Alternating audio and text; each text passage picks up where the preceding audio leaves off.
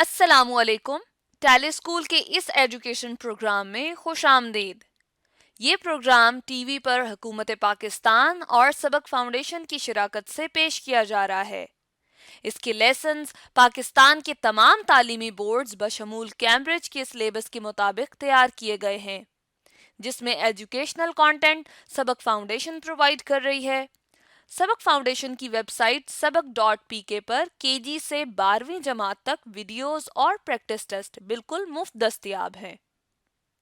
Biology lesson में आज हम बात करेंगे ह्यूमन ब्लड की और ये टॉपिक फेडरल, पंजाब, सिंध और केपीके बोर्ड में क्लास 10th में चैप्टर 3 में मौजूद है, जो कि बायोकेमिस्ट्री एंड बायोटेक्नोलॉजी के नाम से है। इन वीडियोस को सुनने के बाद आप parts of blood, composition of plasma और ब्लड सेल्स जिनमें रेड ब्लड सेल्स और वाइट ब्लड सेल्स के बारे में जान सकेंगे। आज के लेसन और इससे मुंसलिक तमाम वीडियो लेक्चर्स को घर बैठ के देखने के लिए आप सबक.pk की वेबसाइट पे जा सकते हैं और वहां फ्री वीडियो लेक्चर्स के साथ साथ प्रैक्टिस टेस्ट भी मौजूद हैं, जिन्हें देखकर आप अपने कॉन्सेप्ट्स को पुख्ता कर सकते हैं और इम्तिहानात में ट्यूशन लिए बगैर शानदार नंबर हासिल कर सकते हैं। ये सब कुछ सबक.pk की वेबसाइट पर बिल्कुल मुफ्त दस्तयाब है। जी, आज हम टॉपिक डिस्कस करेंगे ब्लड एंड ब्लड प्लाज्मा। हम ये जानते हैं कि जो हमारे पास वर्टिब्रेट्स या हायर एनिमल्स हैं उनके अंदर एक सिस्टम पाया जाता है जिसे हम सर्कुलेटरी सिस्टम कहते हैं। ठीक है, सर्कुलेटरी सिस्टम का काम क्या है? ठीक है, सर्कुलेशन जैसे वर्ड से हमें पता चल रहा है कि सर्कुलेटरी सिस्टम वो होगा जो कि हमारी बॉडी में तमाम मटेरियल्स की सप्लाई करेगा। ठीक है, अब सर्कुलेटरी सिस्टम के हमने 3 कंपोनेंट्स पढ़े थे। ठीक है, हमने ये बात पढ़ी थी कि सर्कुलेटरी सिस्टम जो होगा उसमें हमारे पास सप्लाई करने के लिए एक मटेरियल होगा। वो मटेरियल हमारी बॉडी में ब्लड होता है। ठीक है, रेड कलर का ऐसा फ्लूइड जो कि हमारी बॉडी में मूव करता है उसे हम ब्लड कहते हैं। इसके बाद हमारे पास वो ऐसी वेसल्स होंगी, ऐसा स्ट्रक्चर जो इन ब्लड को कैरी करेगा। कैरी करने वाला स्ट्रक्चर जो है उसे हम ब्लड वेसल्स कहते हैं। ठीक है, और ऐसी चीज जो कि इसको पंप करेगी वो हमारे पास हार्ट होता है। ठीक है, तो ये स्ट्रक्चर जो है ये तमाम वर्टिब्रेट्स में पाया जाता है। हम एक डायग्राम ले आते हैं, उसके थ्रू भी देख लेते हैं कि हमारे पास सर्कुलेटरी सिस्टम के कौन कौन से अहम कंपोनेंट हैं। ठीक है, ये आप डायग्राम देख सकते हैं। इसमें सबसे इंपॉर्टेंट हमारे पास कंपोनेंट जिस फ्लूइड ने मूव करना है वो है ब्लड। ठीक है, ये हमने लेबल किया हुआ है। रेड कलर का फ्लूइड होता है जो कि हमारी बॉडी में मूव करता है, उसे हम ब्लड कहते हैं।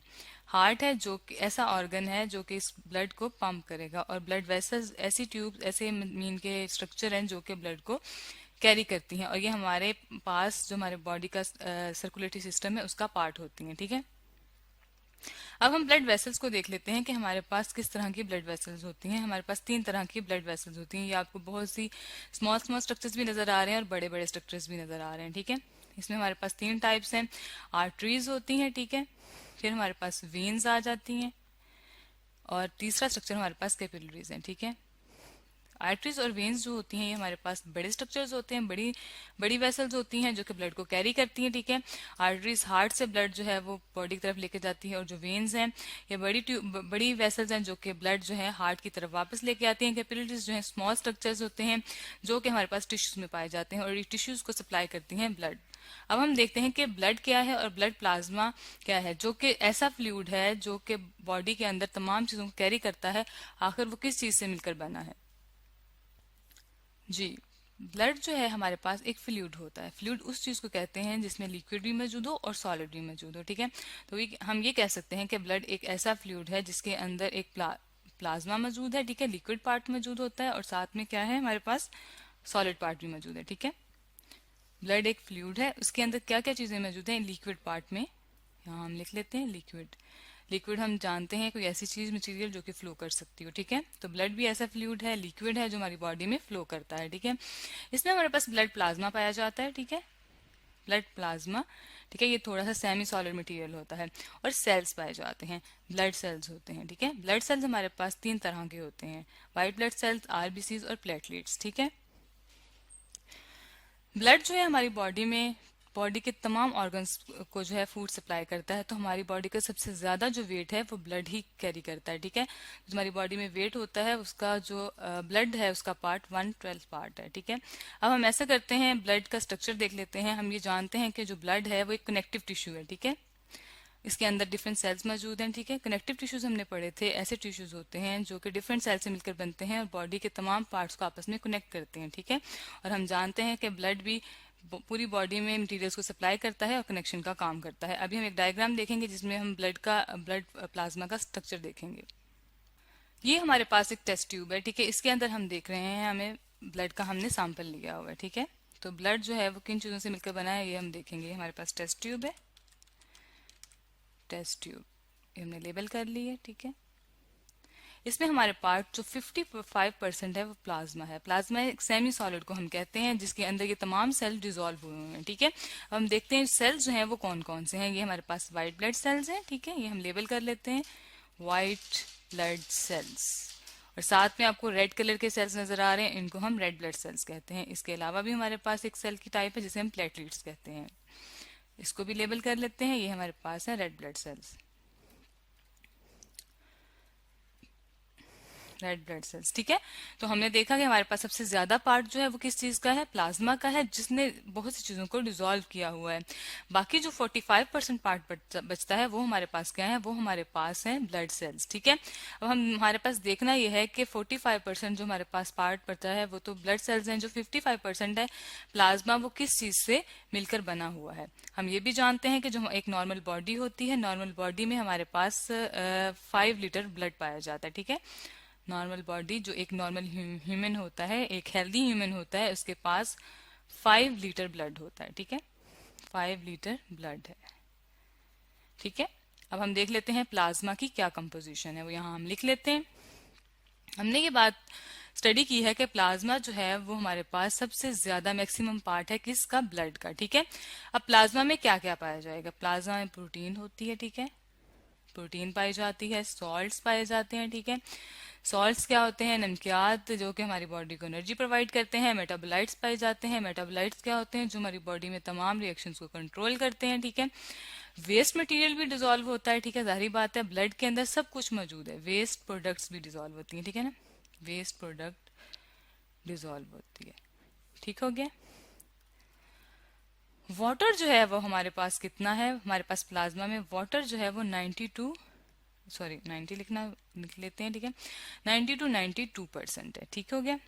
इसके बाद हमारे पास जो सब्सटेंस है, मीन जो सॉलिड चीजें होंगी वो कितने परसेंट बच जाते हैं, इसी प्लाज्मा की हम कंपोजिशन को लिख रहे हैं, ठीक है। जो हमारे पास सब्सटेंस होते हैं वो हमारे पास कितने हैं, 8 to 10% है, ठीक है।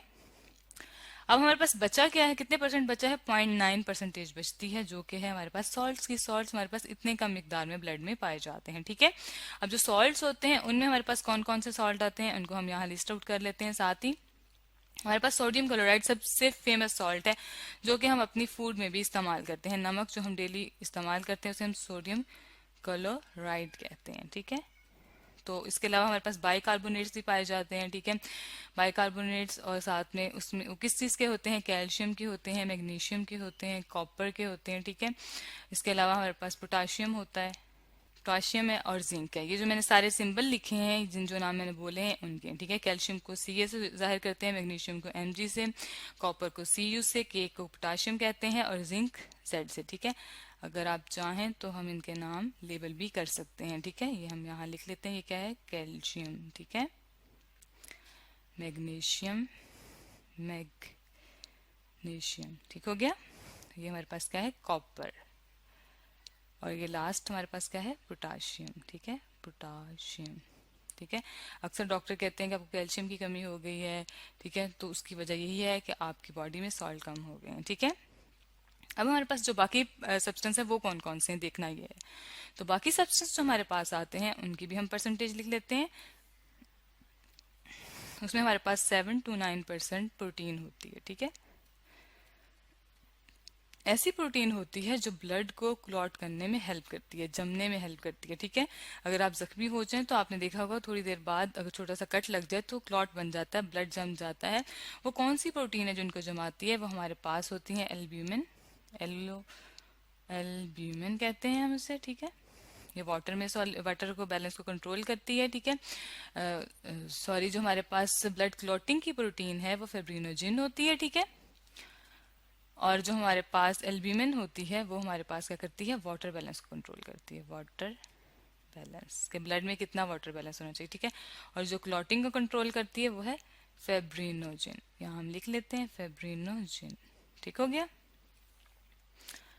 इसके अलावा हमारे पास डाइजेस्टेड फूड होती है, क्योंकि हमने खाना भी खाया होता है, वो भी उसके अंदर ब्लड के अंदर ही आता है, जब स्टमक से ब्लड होके आता है, ठीक है। और हमारे पास नाइट्रोजनस वेस्ट और हार्मोन्स होते हैं, नाइट्रोजनस वेस्ट और क्या है प्लस, यहाँ वेस्ट की स्पेलिंग ठीक कर लेते हैं, हार्मोन्स, ठीक है। हार्मोन्स हमारी बॉडी में ये भी एक बैलेंस कंट्रोल करने के लिए होते हैं, ठीक है। प्रोटीन्स के भी बने होते हैं, लिपिड्स के भी बने होते हैं। तो आज हमने डिस्कस किया है ब्लड प्लाज्मा को और ब्लड को। ब्लड ऐसा फ्लूइड है जो हमारी बॉडी में सर्कुलेट करता है और हमारी बॉडी के हर सेल को एनर्जी प्रोवाइड करता है और सॉल्ट्स और फूड जो है वो सप्लाई करता है।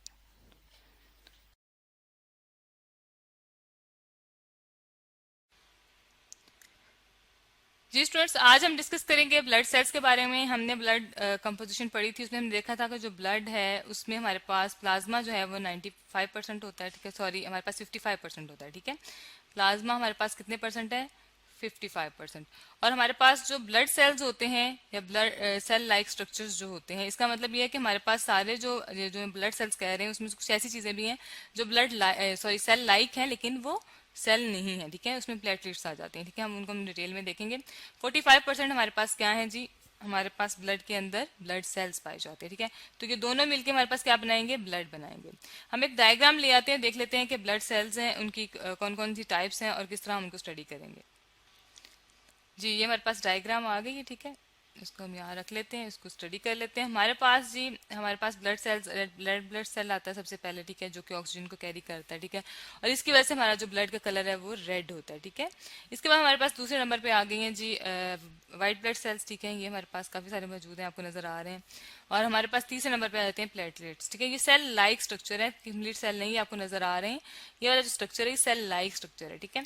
तो ये तीन हमारे सेल में पाए जाते हैं, ठीक है। अब जो हमारे पास रेड ब्लड सेल्स हैं जिनको हम आरबीसीज भी कहते हैं, ठीक है। ये हम इसकी डायग्राम भी देखिए, रेड ब्लड सेल्स जिसको हम कहते हैं, इनको हम कहते हैं एरिथ्रोसाइट्स, ठीक है। साइट सेल को कहते हैं erythrocytes, mean red blood cells, ठीक है, एरिथ्रोसाइट्स, ठीक हो गया। इसके बाद हमारे पास आ जाते हैं व्हाइट ब्लड सेल्स, ठीक है। उनको हम कहते हैं लिकोसाइट्स, व्हाइट ब्लड सेल्स, ठीक है। व्हाइट ब्लड सेल्स को हम क्या कहते हैं, ये WBCs भी हम कहते हैं, ब्रैकेट में लिख लेते हैं WBCs। और इनको जनरल नाम है इनका लिकोसाइट का। लिकोसाइट का मतलब, लिको का मतलब होता है कलरलेस, साइट मीन ऐसे सेल जो कलरलेस है, ठीक है। इनका कलर जो है वो रेड नहीं है, बल्कि कोई भी कलर नहीं है, नो कलर, ठीक है।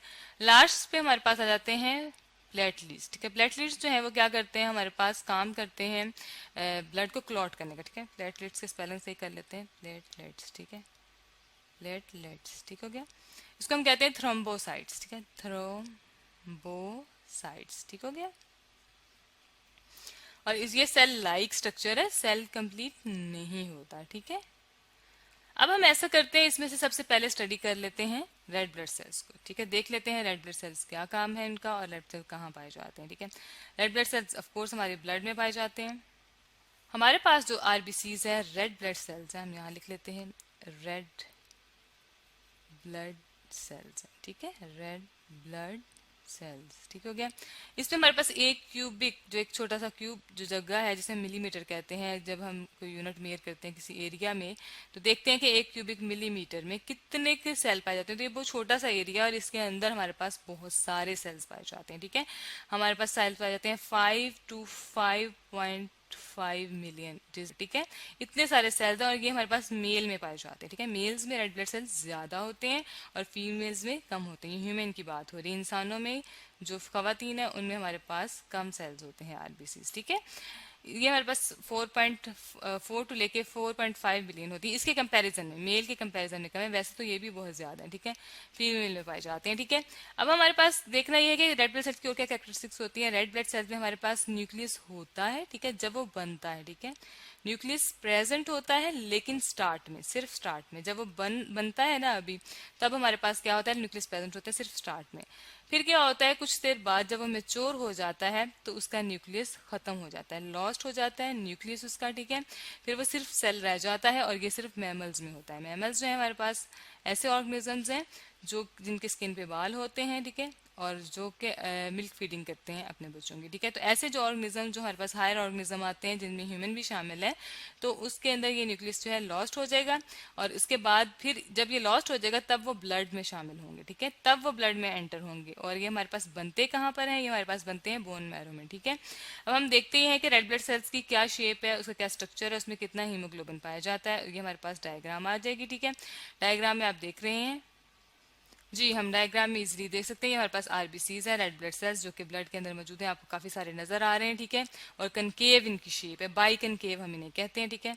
हम इनको यहाँ लिख लेते हैं कि कैसी शेप है इनकी, बाई कनकेव। कनकेव थोड़ा सा कर्व होता है, जिस तरह एक मिरर हमारे पास एग्जाम्पल होती है लेंस की ना, कनकेव हम उन्हें कहते हैं, कर्व जिसे पढ़ा हो तो बाई कनकेव है, दो कर्व्स हैं इसके अंदर, ये आपको कर्व्स नजर आ रहे हैं, ठीक है, बाई कनकेव, ठीक हो गया। और ये इसकी जो मेम्ब्रेन होती है वो इलास्टिक होती है, थोड़ी सी फ्लेक्सिबल होती है, ठीक है, इलास्टिक इसकी मेम्ब्रेन होती है, यहाँ हम लिख लेते हैं मेम्ब्रेन जो है वो क्या है, इलास्टिक होती है, ठीक है। इसके बाद इसकी जो कैरेक्टरिस्टिक्स आती है, इसके अंदर 90% हीमोग्लोबिन पाया जाता है, ठीक है, 95%, ठीक है, जो कि बहुत ज्यादा अमाउंट है। ये देखिए हीमोग्लोबिन का हमारे पास स्ट्रक्चर है, जो कि एक प्रोटीन है, ठीक है। ये जो प्रोटीन है जो क्या काम करती है, ये ऑक्सीजन को एब्जॉर्ब करती है, ठीक है। प्रोटीन की स्पेलिंग ठीक कर लेते हैं, ठीक है, प्रोटीन है और ये ऑक्सीजन को एब्जॉर्ब करती है। ये हमारे पास क्या है, ऑक्सीजन मॉलिक्यूल है, ठीक है, ऑक्सीजन मॉलिक्यूल्स O2 जो हम सांस लेके अंदर जाते हैं। तो ये हीमोग्लोबिन जो कि आरबीसीज के अंदर मौजूद है, ये आपको नजर आ रहा है, हमने यहाँ फिट कर दिया, यही हमने यहाँ फिट किया हुआ है। तो ये क्या करता है, ये एब्जॉर्ब कर लेता है ऑक्सीजन को। यहाँ पर देखें ऑक्सीजन अभी आई है, ठीक है, जब ये आएगी तो इसके साथ आके अटैच होगी, यहाँ पे अटैच हो गई, दरमियान में आपको इसका मिलती हुई नजर आ रही है, तो रेड ब्लड सेल्स के साथ ये मैच हो चुकी है, ठीक है। तो ये ऑक्सीजन को कैरी करने में हेल्पफुल है, ठीक है। तो ये हमारे पास जो आ जाता है आरबीसी का फंक्शन, हम ये कह सकते हैं ट्रांसपोर्ट करती है किसको, ऑक्सीजन को, ठीक है, ट्रांसपोर्ट ऑक्सीजन, ठीक हो गया। इसके अलावा हमारे पास बाकी जो चीजें रह जाती हैं इसके अंदर, बाकी चीजें क्या रह जाएंगी रेड ब्लड सेल्स में, हमारे पास और क्या चीजें पाई जाएंगी, 5% सॉल्ट आ जाएगा, ठीक है, सॉल्ट्स आ जाएंगे, और इसके अलावा प्लस एंजाइम्स आ जाएंगे, ठीक है। तो ये हमने देखा है कि हमारे पास जो रेड ब्लड सेल्स हैं उसके अंदर क्या क्या चीज़ें मौजूद होती हैं। सबसे ज़्यादा हीमोग्लोबिन पाया जाता है, जो कि हीम है, जिसे हम कहते हैं कि वो आयरन कंटेनिंग कंपाउंड है, प्रोटीन है, जो कि कैरी करती है, ऑक्सीजन के साथ रिएक्ट कर जाती है, ठीक है, और फिर ऑक्सीजन को ट्रांसपोर्ट किया जाता है पूरी बॉडी में। इसके अलावा हम देख लेते हैं कि ह्यूमन में जो है वो कहाँ पर ये बनते हैं, जैसे कि हमने बताया था बोन मैरो में बनते हैं। आरबीसीज जो है वो हमारे पास बोन मैरो में बनते हैं, ठीक है, बोन मैरो जो कि हमारी बैक बोन है, ठीक है, आरबीसीज रेड ब्लड सेल्स को कहते हैं, ये बोन मैरो में बनेंगे, ठीक है। बोन मैरो का जो गुदा होता है, जो हमारे पास वर्टिब्रल कॉलम में, ठीक है, उसके अंदर बोन मैरो जो है उसके अंदर ये बनते हैं, फिर ये बाद में ब्लड में शामिल होते हैं, ठीक है। लेकिन जो हमारे पास एम्ब्रियोनिक स्टेज पे, जो अभी एम्ब्रियो मीन जब एक इंडिविजुअल डेवलप हो रहा होता है, ठीक है, जैसे ह्यूमन का जो इंडिविजुअल है, फीटल है, फीट जो बेबी है, जब वो अभी पैदा नहीं हुआ होता, ठीक है, उसकी डेवलपमेंट हो रही है, तो उसके ब्लड, उसके आरबीसीज कहाँ बनते हैं, तो उसकी जो आरबीसीज हैं फीटल डेवलपमेंट के दौरान, ठीक है ना, फीटल के अंदर ये बनते हैं लीवर और सेप्लिन में। जब उसकी लीवर और सेप्लिन बन जाती है, ठीक है, क्योंकि अभी वो कंप्लीट इंडिविजुअल नहीं बना होता, इसलिए उसकी लीवर सेप्लिन में बनती है। और जो अडल्ट होते हैं हमारे पास, जो एक ह्यूमन बन जाता है या इंसान जो बाकी हमारे पास मतलब अभी बेबी के अलावा जो है, ठीक है, तो हमारे पास अडल्ट होते हैं, जब बेबी की डेवलपमेंट कंप्लीट हो जाती है तो फिर हमारे पास उसके बोन मैरो में बनते हैं, ठीक है, थ्रू आउट द ईयर फिर उसके बोन मैरो ही बनाते हैं। और बोन मैरो ये बनाते रहते हैं क्योंकि इसका लाइफ स्पेन बहुत कम है, इसका लाइफ स्पेन, इसकी ज़िंदगी बहुत कम होती है। ये सिर्फ 120 डेज तक जिंदा रह सकते हैं और फिर इनकी डेथ हो जाती है, मीन के ख़त्म हो जाते हैं। और कैसे ख़त्म होते हैं, फेगोसाइटोसिस के थ्रू, जो कि है खुद ही चीज़ों, जो हमारे पास सेल होते हैं अपने ही सेल्स को जो है वो खा जाते हैं, ठीक है, फेगोसाइटोसिस इस प्रोसेस कहते हैं। साइटोसिस की स्पेलिंग ठीक कर लेते हैं, साइटोसिस, ठीक हो गया। और ये हमारे पास कहाँ पर होता है, लीवर और स्प्लीन में, ठीक है, ठीक है, लीवर में और स्प्लीन में, जो कि लीवर जो है ब्लड को जब क्लीन करता है तो उसमें ये सब कुछ होता है, ठीक है। हालांकि आप देख रहे हैं कि एम्ब्रियोनिक स्टेज पे जब एक बेबी की डेवलपमेंट हो रही है तब लीवर से प्लीन इसे बना रहे हैं, और यहाँ पर क्या हो रहा है, यहाँ इसकी डिग्रेडेशन हो रही है, फेगोसाइटोसिस हो रही है, इसको ब्रेक करते हैं, ठीक है। ये इसको ब्रेक करते हैं, किसको, आरबीसीज को। तो आज हमने पढ़ा है ब्लड सेल्स के बारे में, जिसमें हमने आरबीसीज को देखा, जिसके सेंटर में हीमोग्लोबिन मौजूद होता है जो कि ऑक्सीजन को कैरी करता है और बॉडी में ऑक्सीजन की सप्लाई करता है। इसके अलावा जो हमारे पास बाकी दो सेल्स हैं, व्हाइट ब्लड सेल्स और प्लेटलेट्स, उनको हम नेक्स्ट वीडियोज में डिस्कस करेंगे।